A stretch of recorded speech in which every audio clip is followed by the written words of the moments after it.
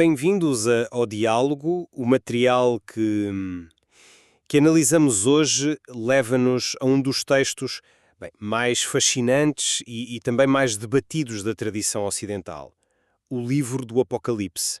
E, especificamente, vamos focar-nos naquela figura enigmática que surge no capítulo 9, conhecida pelos nomes Abaddon, em hebraico, e Apollyon, em grego, o anjo do abismo. A questão que nos vai ocupar diria, fundamental para interpretar esta passagem. Quem ou o quê é realmente Abaddon Apollyon?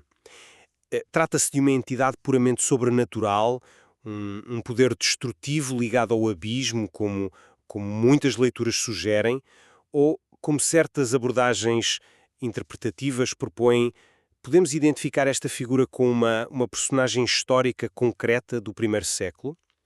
A identidade de Abaddon é, sem dúvida, um ponto crucial que abre diferentes caminhos para entendermos a mensagem do Apocalipse.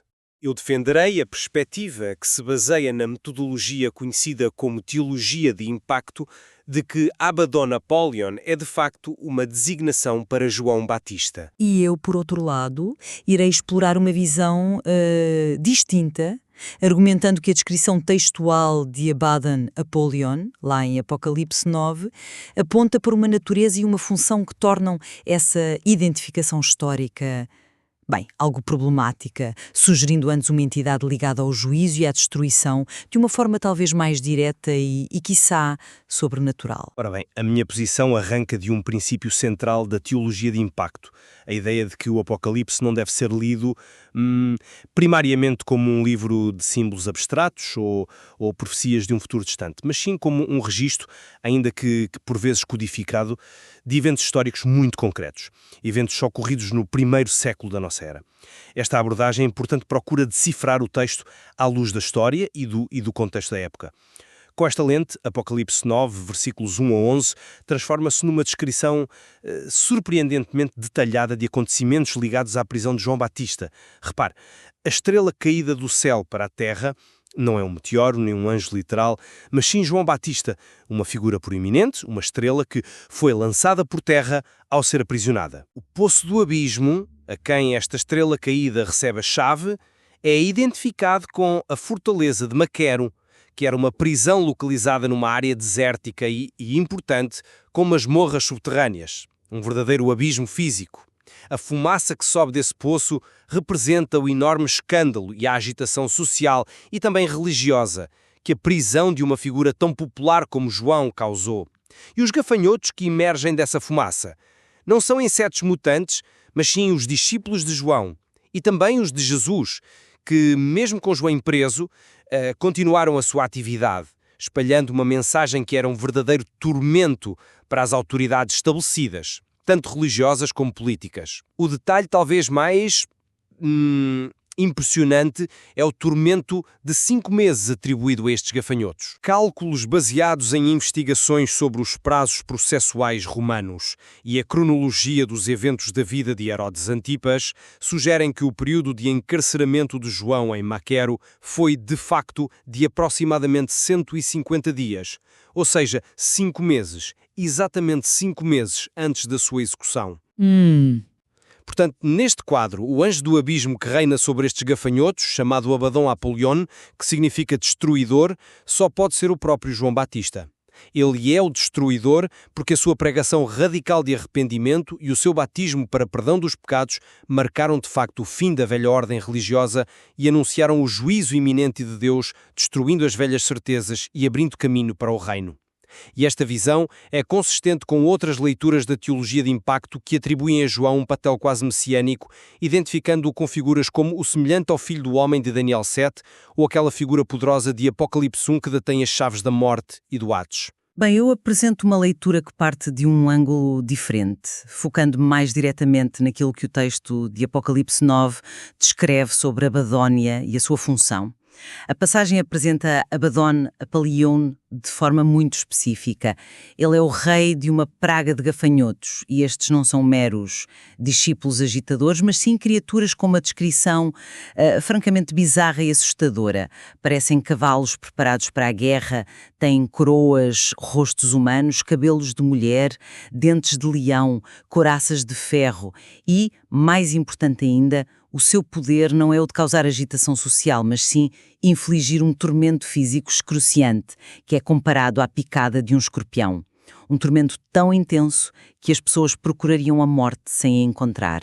Abaddon reina sobre estas entidades que emergem diretamente do abismo, um termo que no Apocalipse e noutra literatura judaica frequentemente se refere ao submundo, à morada de demónios ou de forças caóticas, forças destrutivas. O texto sublinha a origem sobrenatural do abismo e a natureza aflitiva e destruidora desta figura e dos seus subordinados.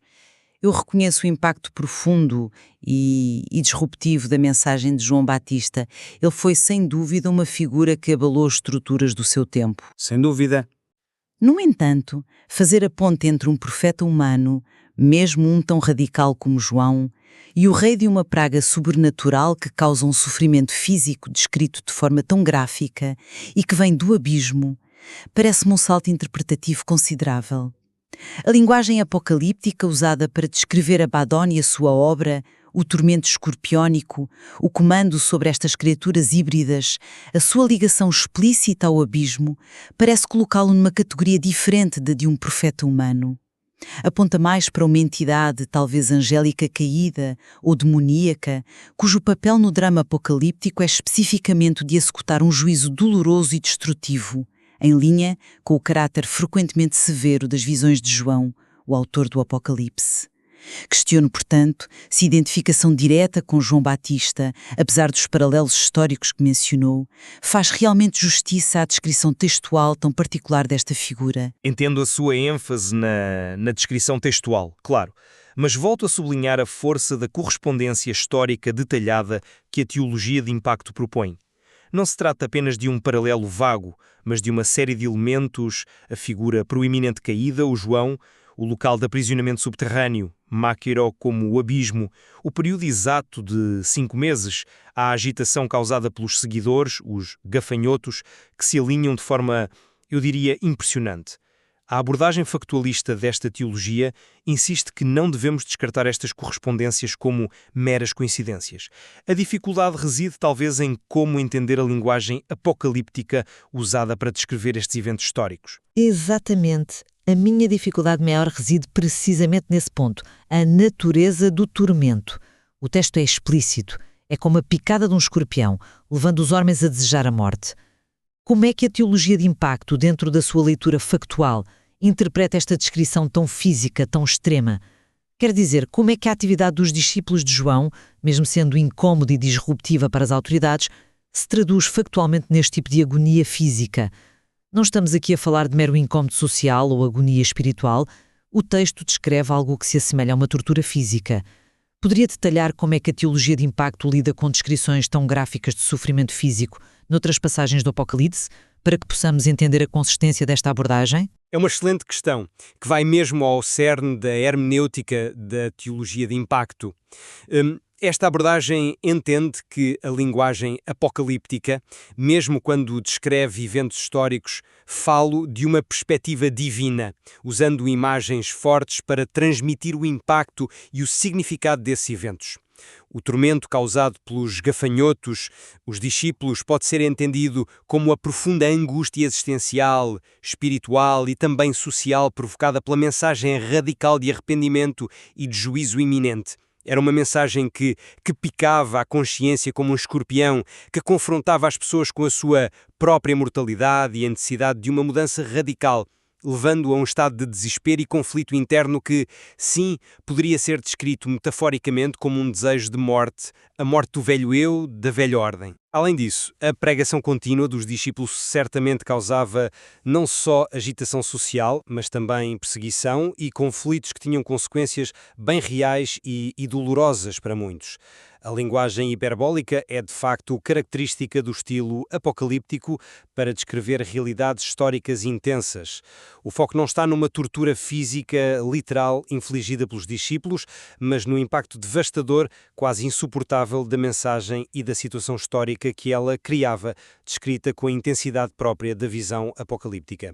João Batista, como o destruidor, inicia este processo. Percebo a interpretação da linguagem hiperbólica para descrever o impacto espiritual e social. No entanto, o nome Abaddon Apollyon, o destruidor, associado a esta figura que reina sobre uma praga vinda do adismo, ainda me parece carregar um peso que vai além do papel de um profeta, mesmo um que anuncia destruição. No contexto do Apocalipse, temos outras figuras que representam forças hostis, o dragão, a besta do mar, a besta da terra. A própria teologia de impacto, como referiu há pouco, tende a identificá-los com entidades históricas específicas ou poderes políticos como Herodes ou Roma. Não seria mais consistente, então, ver Abaddon como uma entidade da mesma natureza?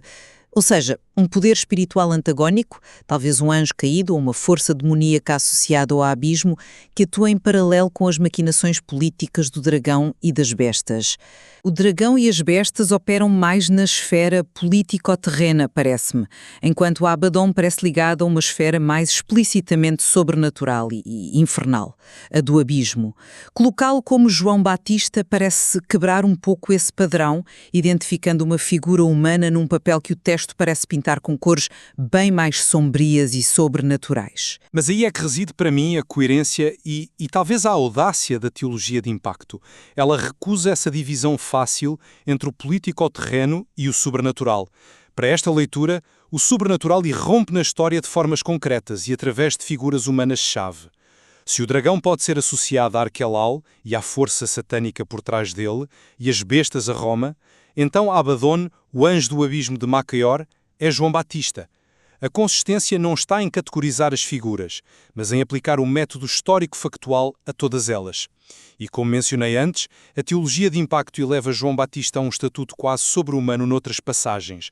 Ele é a figura com autoridade sobre a morte e o Hades em Apocalipse 1, ele é comparado ao filho do homem de Daniel, e ele é até identificado por alguns proponentes desta teologia como o cavaleiro fiel e verdadeiro de Apocalipse 19. Aquele que julga e guerreia com justiça. Neste contexto, vê-lo como Abaddon, a figura que detém a chave do abismo, Maquero, e cujo ministério destrói a velha era, encaixa perfeitamente neste retrato de uma figura humana com um papel cósmico e decisivo na história da salvação e do juízo. Ele não é apenas um profeta, ele é de facto o pivô de uma viragem cósmica. Essa elevação do estatuto de João Batista dentro dessa teologia é de facto um ponto crucial para a sua identificação como Abaddon, admito. Contudo, volto à questão do abismo.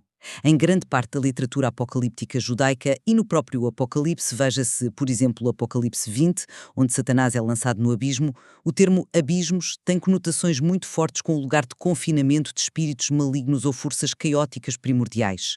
Identificar o abismo de Apocalipse 9 apenas com a prisão física de Maquer, por mais subterrâneo que fosse, parece-me que esvazia um pouco essa carga simbólica e teológica tão presente noutros locais.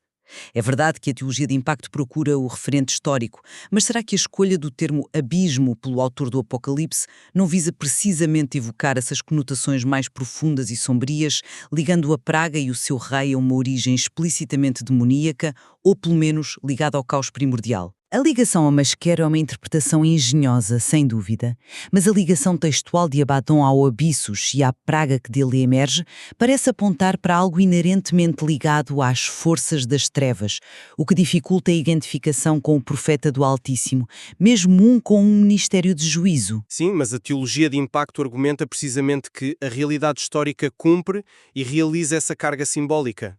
Maquero tornou-se o abismo literal para João, e a pregação de João que o levou a esse abismo libertou forças, os seus discípulos e a sua mensagem contínua que tiveram um efeito destrutivo Abaddon sobre a ordem estabelecida. Um efeito tão profundo que o autor do Apocalipse o descreve usando precisamente a linguagem carregada do abismo e do tormento. Não se trata de esvaziar o símbolo, mas de mostrar como o símbolo se encarnou num evento histórico concreto. A prisão de João em Maquero não foi um mero incidente político, foi um evento com significado cósmico. A estrela caindo no abismo, desencadeando uma fase do plano divino de juízo e redenção. A linguagem apocalíptica capta essa dimensão transcendente do evento histórico. Para a teologia de impacto, o histórico é o teológico e vice-versa. Lá está. Então, resumindo a minha perspectiva, que, como disse, se baseia na teologia de impacto. Abaddon e Apollyon não é uma entidade sobrenatural genérica, mas sim uma designação para João Batista. Esta identificação emerge de uma leitura que toma Apocalipse 9 como um relato factual, onde a estrela caída, o abismo, os gafanhotos e o período de 5 meses correspondem com notável precisão a detalhes históricos da prisão de João em Maquero. O seu título, Destruidor, reflete o seu papel crucial em anunciar o fim da velha ordem e o juízo divino através da sua mensagem radical de arrependimento, um papel de dimensão cósmica que outras passagens, segundo esta teologia, também lhe atribuem. Por outro lado, e para concluir a minha posição, mantenho que a descrição textual de Abaddon Apollyon, em Apocalipse 9, apresenta desafios significativos a essa identificação direta. A sua origem explícita no abismo, o seu reinado sobre uma praga de criaturas sobrenaturais que infligem um tormento físico comparado ao de escorpiões e o seu título de destruidor neste contexto específico parecem apontar para uma figura intrinsecamente ligada a forças de destruição e juízo de natureza mais sombria ou sobrenatural do que a de um profeta humano, por mais elevado que seja o seu papel. Leituras que interpretam Abaddon como um poder angélico caído, uma entidade demoníaca específica ou mesmo um símbolo potente da destruição que acompanha juízo divino, continuam a ser, a meu ver, hermeneuticamente fortes e bem fundamentadas no texto e no contexto mais amplo da literatura apocalíptica. Esta análise de Abaddon Apollyon revela sem dúvida a extraordinária riqueza interpretativa do Apocalipse. Explorar estas duas perspectivas, uma focada na correspondência histórica detalhada e outra na força da descrição textual e simbólica, permite-nos aprofundar a nossa compreensão não só desta figura, mas a própria natureza da linguagem apocalíptica e das suas múltiplas camadas de significado. Exatamente.